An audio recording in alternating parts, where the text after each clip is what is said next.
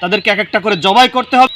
প্রিয় দেশবাসী, আপনাদেরকে জানতে হবে বাংলাদেশের স্বাস্থ্য খাত তৈরি হয়েছিল সাধারণ মানুষের সুস্বাস্থ্য নিরাপত্তা বাস্তবায়ন করার লক্ষ্যে।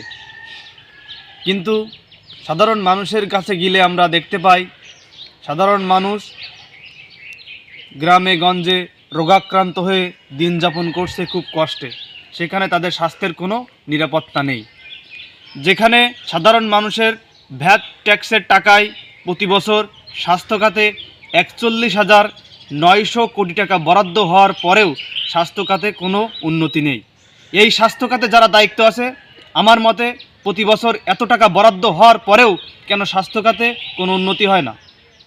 যারা এই স্বাস্থ্য খাতের সাথে জড়িত তাদেরকে জনসম্মুখে ধরে শাস্তি দিয়ে তাদেরকে এক একটা করে জবাই করতে হবে। তারপরে ইনশাল্লাহ আমাদের বাংলাদেশের স্বাস্থ্য খাতে মানুষের উন্নত হবে। এত বছর ধরে স্বাস্থ্য খাতে প্রতি বছর 41,900 কোটি টাকা বরাদ্দ হওয়ার পরেও স্বাস্থ্য খাতে কোনো উন্নতি নেই। যেখানে গ্রামগঞ্জের মানুষ অস্বাস্থ্যে ভুগে তারা জীবনযাপন করছে, আর তাদের ভ্যাট ট্যাক্সের টাকা দিয়ে এই স্বাস্থ্যকর্মীরা বাড়ি গাড়ি তৈরি করে শান্তিতে জীবনযাপন করছে দেশের বাইরে। সবাই আসুন স্বাস্থ্য খাতের দুর্নীতির বিরুদ্ধে রুখে দাঁড়াই। ধন্যবাদ।